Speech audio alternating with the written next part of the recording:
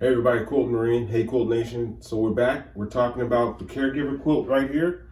Remember, last month was International Alzheimer's recognition. So we were doing our Betty's Fidget and Caregiver Quilt. So we pretty much finished Betty's quilt right here. We only went with a lap quilt, right? We still need to take some of the pennants off of it. But this is it, all right? I got some 550 cord in the middle so you can tie knots with, all right? Some bells. We've got some buttons on here. And we wanted to keep it small, all right? Not overcomplicate things in case she was stationed in a chair or something like that. All right, and now we're working on the Caregiver Quilt, which is her daughter. Her daughter's her caregiver. And I went with the multilingual thank you, and we just kept it simple, all right? I just used some local color, some color that I had to do some half square triangles and put it on here like this, all right? We want to keep it kind of simple so that, we can give them both a quilt at the same time and half the time, okay? So let's build a quick block like this, all right? So I'm sure there's people watching who don't know the basic or how to do a half square triangle. So let's build a half square triangle using our multilingual thank you and a color, okay? So first things first, we're gonna have our multilingual, right? So I have a multilingual here, multilingual thank you, 10-inch block, basic, okay? So on a 10-inch block, let's put some green on there, okay? Barely have any green on there. I'm gonna go with some green. 10-inch block, right side's facing, okay? Simple, easy, all right? Don't overthink it. For new quilters, no, don't worry about it. It's easy, all right? And what we're gonna do is we're gonna put a 1/4-inch seam all the way around, all right? Let's take it over to the Bernina. Okay, so we're on my Bernina now. So, all right, so those of you who are gonna ask, how come you're not using the 1/4-inch foot? That's because I don't have one. I need to get one, okay? So until then, I'm gonna improvise, all right?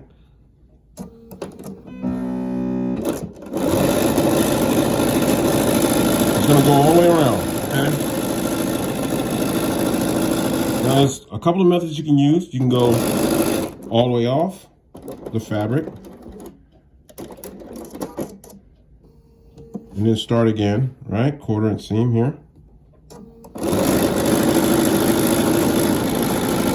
The other method that you can use is pivot at the corner. All right, so right there I know I'm at a 1/4. I'm gonna put the needle down. I'm gonna lift the foot up. And then I'm gonna turn my fabric. I'm gonna put my foot down. We're gonna start again, okay? It doesn't really matter what you do, all right? Just get it done.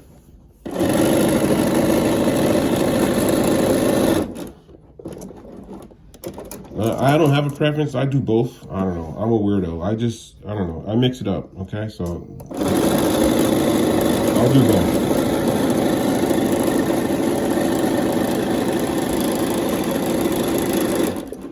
All right, let's take it over to to our Fiskars rotating mat.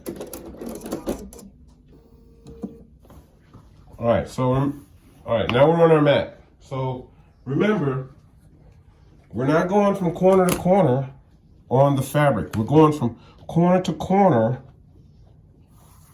on our 1/4-inch seam and our stitches. All right, stitches, not the fabric. Stitches, not the fabric. Okay. So I just really got used to using this rotating mat. For all this time that I've had it, it's come into its own, especially when building these blocks right here. Okay, let's go corner to corner. And we're gonna cut, simple cut. All right, we're gonna keep it easy. All right, so this is how this rotating mat comes into its own. I'm gonna lift up, be careful, you don't wanna disturb your cut. All I'm gonna do is rotate it one turn, and we're going right back down.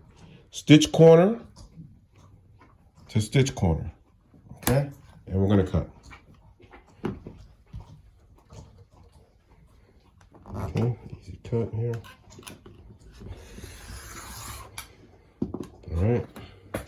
And like that, we have our pieces.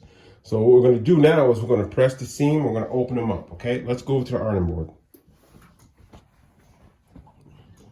Okay, so we're at the board now. So on this green, it doesn't really matter what side we fold our fabric to, because you're not gonna see the seam through it. But you know that if we were using yellow or the orange or even the pink, you may see the seam through the fabric on the other side. But for all intents and purposes, let's just keep it simple. We'll press the seam here. We press this side, and all we gotta do is fold it back on itself. And we'll press it open, okay? Same thing here. Iron that gracia side.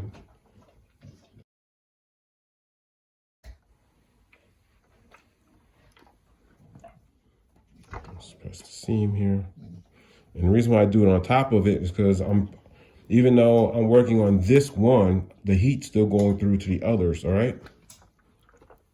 Let's press that through. And the last one.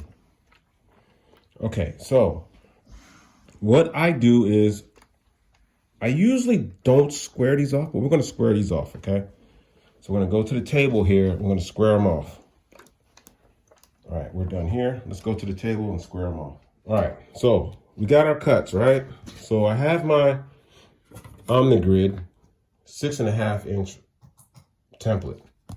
Now all I'm doing with the OmniGrid, see this diagonal line? There's a diagonal line that goes through here. I'm putting that diagonal line on the diagonal line here, all right? And whatever I have extra, I'll cut off, okay? All right. Go on the edge there. Just gonna clean it up, okay? Now we could do it this way, or let me make it easy on myself. And take it to the rotating mat that I just showed you, okay? Let's ensure I got my diagonal line on here perfectly. So when I put my diagonal line on, what I'm trying to do is keep my edges inside the cut. All right, I'm not paying attention to the outside edge, I'm paying attention to this, all right? And if I'm fitted, it'll tell me where I need to cut at. All right, look at that. So there's some right here that I need to trim.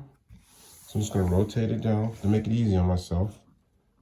And we're gonna cut it, no worries, all right?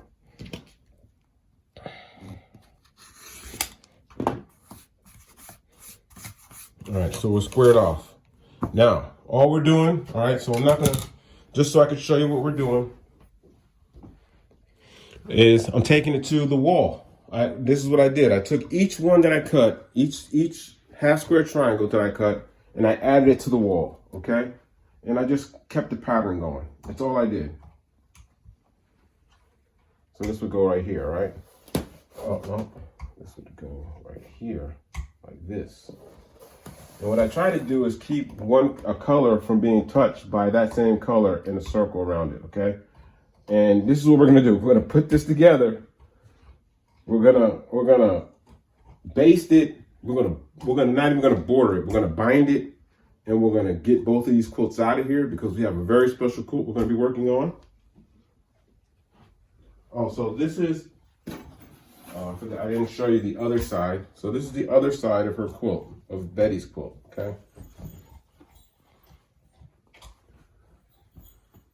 All right, and both of them together. These would be, I didn't want to keep them both. I didn't want both of them to have the same pattern, but you get the idea, right? All right, so, so let me show you this too. These are the cards that we got from Mindless Crafting and Trace. We're at Mindless Crafting. So those cards would, hold on, this is upside down, actually go in here. And these slots like this. Look at this. This is so cool right here. Two crackers can come together. Look at that. That's awesome. And look at that. So then when she's, you know, she has a quilt on her lap and she's fidgeting with stuff, she can always pull this out, open it up, right? And but look at that. That's even cool too. Look at this. This even has its own. That's cool. All right. Card crafter and a quilter coming together. But it's also family too. So, all right. So this is it. This is her quilt. So when we come back, we'll be putting together Sandy's quilt, or her caregiver, who is her daughter, and we'll be moving forward. Thanks for watching. Please subscribe. And remember, it's only fabric and it's only thread.